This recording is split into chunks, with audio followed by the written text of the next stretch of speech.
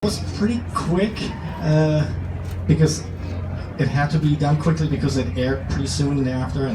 I never really keep track of how long it takes me to write a piece, but it was a couple of days. But the initial idea actually came while driving in the car. What happened was that David and Dan took me to the special effects house where they were making the beautiful visuals of the cities popping up, and just said, have a look at that, and that might be inspiring for you. And so we went over there and we talked about the piece, what it should do and all that. And then when I actually drove back to the studio, that started actually forming in my head, and then the arrangement took a bit longer and the shape and all that, but that melody was literally on the drive back. It just kind of happened. There's so many. It's amazing. When the first episode aired and somebody, actually David or Dan sent me the first remix, there was a rock version. I still have that in my head. It was amazing. There was a guy that played every instrument. He played the drums, the bass, the guitar, and that was amazing. And there's been so many, and whenever I think there can't be a new version of it and somebody comes up with something new that's really cool and it goes viral, and it's really flattering. It's amazing that people around the world have been so creative with that. Good riff lasts forever. That's a tough one. Yeah, I don't know. I kind of tend to jump ship a little bit. Whoever is kind of leading, I go, I really like the Starks right now, and then with the Landerses, I like the Landerses. So I kind of go back and forth. So I don't know if I have a favorite. A lot of that comes out of conversation with David and Dan. We discuss in length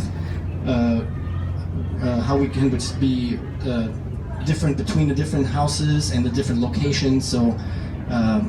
The Landerses have the cello a lot, the Starks have the violin a lot, the Dothrakis have that ethnic, the heavy taiko drums, and it's just, we put a lot of thought into just distinguishing the different sounds, and like the Thens, we use that low tuba sound, and it's hard to always keep it fresh and keep it going, but it's that's something that's been so fun with Game of Thrones, that there's so many different locations and characters, and I feel like the possibilities are endless with the sounds and instrumentation.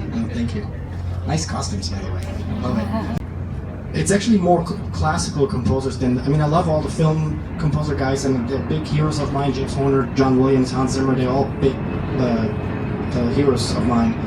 But I actually go way back to, I like Brahms and Beethoven and Mozart. Those are the ones really that are originally I still actually prefer to listen to out of all the music.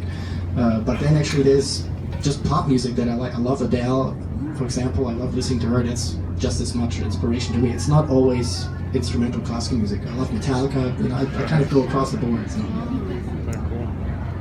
I have a favorite. It's usually whatever I wrote last kind of sticks with me the longest. So if this was season 3 right now, I would have said Misa because that was the big finale piece. If it was season 4, I would have said The Children because that was the last piece. So right now I would say Light of the Seven or Winds of Winter. Those were kind of the last 2 big pieces. So I deal with editorial changes all the time, and that's what's we all do. And that's the tricky thing about writing to picture, because especially now with the digital age, picture changes can be made up until the last minute. So you think you have it all worked out and the time's just right, and then the new edit comes in, and you see, oh my god, I have to take out 2 seconds in this, and how does that equivalent to beats and bars and all that. So it's hard to shape it and make it musical and all that. That's just it's always a tricky thing. Yeah. Now, is it all live orchestra, or do you do most of it with synths and sampling live? It's pretty much all live. The orchestra is a lot of the percussion is samples, but the orchestra is all live, and that's a lot of work. Yeah. But the thing is, with editorial changes, I usually 99% of the time I wait till the very end to record it. So if there's editorial changes, we're not recording the orchestra over and over and over. So we stay in the demo mode, and then when it's final, we record it. I arranged it for harp, and I played it for them, and we didn't like it at all. It just didn't seem right.